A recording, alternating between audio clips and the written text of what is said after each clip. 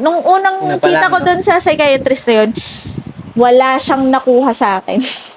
Hindi ako nagsasalita, as in, like, ganyan lang ako, nakaganito lang ako. Kasi I don't wanna look at people kasi I feel like they would know what's inside my I-judge head. ka, Alam ko namang hindi niya ako i-judge. Kasi psychiatrist siya. Job Pero din. there is this still feeling na parang nakakahiya. Alam mo yon na parang, Ganyan din yung na-feel ko nung first ever consult ko. As in, hindi feeling ko i-judge ako, pero alam mo hindi, kasi trabaho nila yun.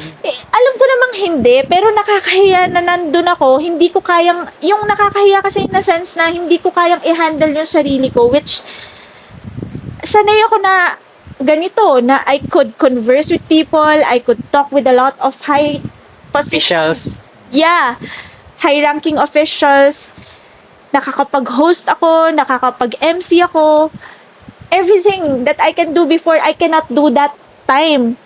Tapos, dun pa lang sa lobby, yung parang sobrang, alam mo yung parang naninigas yung leeg ko.